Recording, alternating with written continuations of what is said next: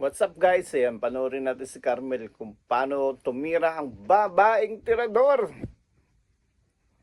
Yan, tirados. Boom! Look, grabe oh, kinontra. Yan guys, sa mga baguhan, alam nyo paano magkontra. Tira pectus kanan.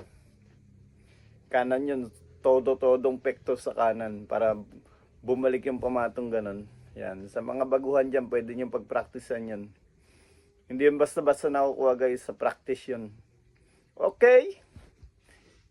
Yan. Para pag may mga magagandang tira, explain natin ng konti. Kung magaling ka na, hindi na to para sa yung video na to. Pwede, pero pwede mo pa rin pag-aralan. Okay? Para to sa mga baguhan natin mga player. Lo, grabe, naubos yung bola. Oh. Tingnan nyo yung pectus guys ni Carmel. Mapakalupit. Ano pang hinahantay nyo dyan guys? Yung ano nyo dyan, pambiling gasol. Pwede nyo na ipusta. Pag natalo, maggatong muna. Ayan o. Tingnan nyo naman yan guys. Ang lupit manira.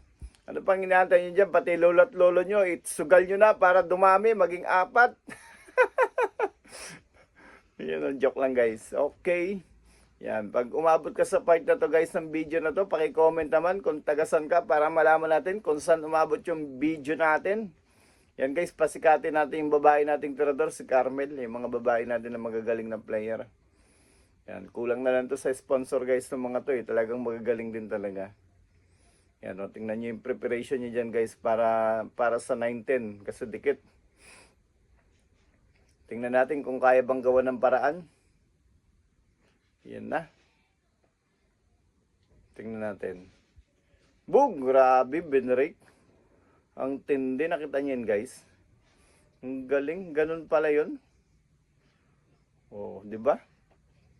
Sa mga baguhan diyan guys, pwede yung pag-aralan yun. Ito guys, so tingnan niyo. Pipektosan nyo para hindi lumayo yung pamato. Pektos ng kaliwa.